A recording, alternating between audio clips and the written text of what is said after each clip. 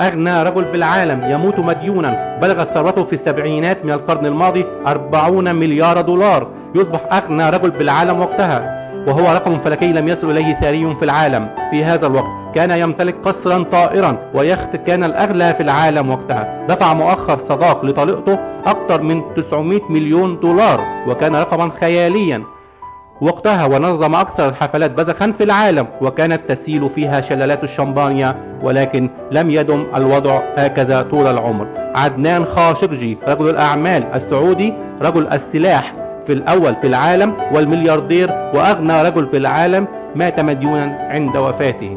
من هو عدنان خاشقجي؟ ولد عدنان محمد خاشقجي في 25 يوليو عام 1935 بمكة المكرمة بالمملكة العربية السعودية، لوالده ذوي الأصول التركية محمد خاشقجي الذي كان وزيرا للصحة في المملكة العربية السعودية والطبيب الخاص لمؤسس المملكة الملك عبد العزيز بن سعود. درس عدنان في كلية فيكتوريا في الإسكندرية بجمهورية مصر العربية، ثم انتقل إلى كاليفورنيا بالولايات المتحدة ليكمل دراسته الجامعية هناك بكلية التجارة. عاد إلى المملكة العربية السعودية وعقد أولى صفقاته التجارية مع شركة بن لادن السعودية وتكوين أولى ملايينه، وكون أولى ثرواته من صفقات السلاح والعمولات التي كان يأخذها من صفقات السلاح. كانت أشهر الصفقات التي قام بها هي صفقة اليمامة التي قامت على أساس مبادلة السلاح بالنفط بين المملكة العربية السعودية وبريطانيا. كانت قيمتها وقتها 20 مليار دولار، إذ لعب عدنان خاشقجي دورا هاما في إرساء الصفقة على بريطانيا بعد منافسة شديدة مع فرنسا.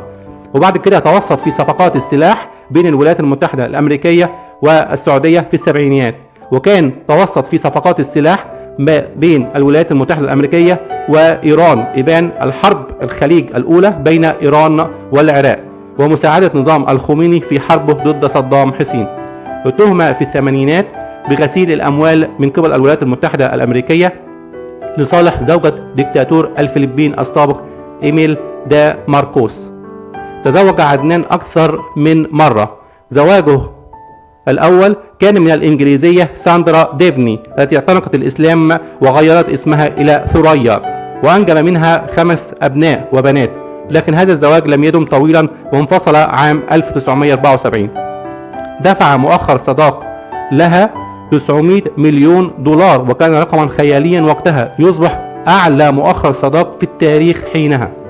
عدنان خاشقجي تزوج بعدها فتاة إيطالية وأنجب منها ابنه علي، ثم تزوج من الإيرانية شهباري عزم زنكنة، وآخر زوجة له هي لمياء خاشقجي ابنة عمه.